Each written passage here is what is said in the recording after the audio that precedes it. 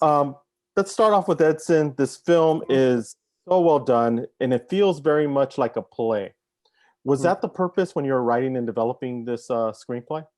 No, yeah, I think I love theater, and I like how you know there's something about theater that feels very like practical. Everything has to be done on screen, and I think there's something about that on 9 days. Like as you can see, like most of the effects are just like on camera. There's nothing like VFX or anything. There's some kind of a George Méliès kind of I'm a big fan of his work, and so it's almost like feels like there's magicians playing on the in front of you, and they're trying to just create this illusion somehow. So there's some, yeah, I think some parts are consciously there. They were inspiring like plays for sure. And Benedict, Keo is kind of like this. He's the glue to where we're getting towards the end of the film. What was it like to play Keo and also to play in Edson Sandbox? Well, I mean, like he's probably the oldest character in this kind of, I don't know if it's the world or this ether or this, but yet he's the biggest kid. But though he's never been alive, he's still a romantic to life. He's vicariously living through these screens, and he's cherishing these moments. He wants to be at the wedding. He stands for a wedding. He dresses for a concerto, and that even though not having the chance to be alive, he wants to create a world around him that he's existing.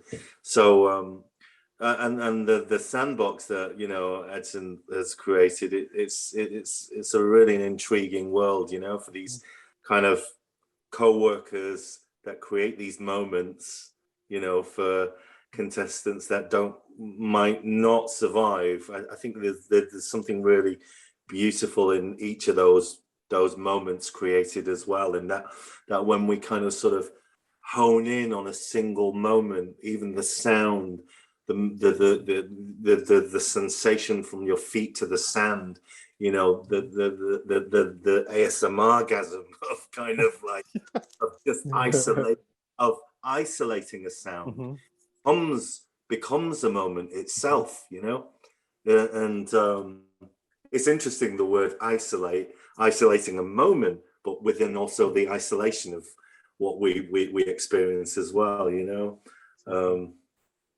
Yeah, and Edson, it's simplistic, and I think that's what great film is always very simplistic and very easy for the audience. What was it like how much did you want to cut out and how much did you leave in? Because it seems like you just created such an amazing world. You mean like during editing? Yeah, exactly. Yeah, no, there's some scenes that you just have to cut out, and I think we had so many test screenings, and because it's such a different movie in a sense of very complex word that I was trying to create.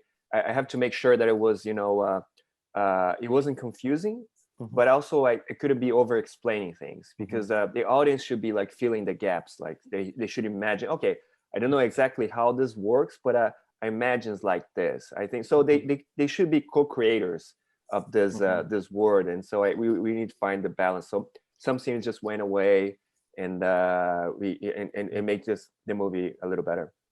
Yeah, and I agree. It works perfectly. And Benedict, I wanted to ask you this question.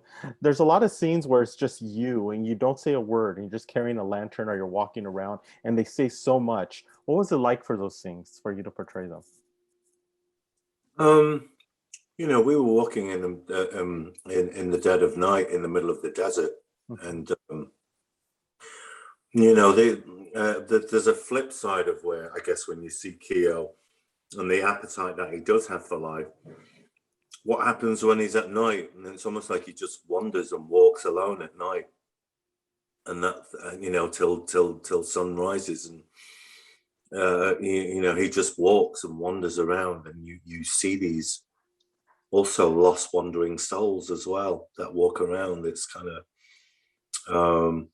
I don't know what that actually means. That's really is a metaphor, but like it's visually of what we see, and maybe is that something of part of our minds, really? You know what I mean? The places that we personally go to, the darker moments or certain areas, and then we're back to life again and interacting with other people. And some people are just putting a mask on anyway, aren't they, and just holding on to life. You know. Yeah. I don't know. Thank you, Mike. Yeah, Thank no you, problem. Mike. Thank you. Thank you so much, Michael.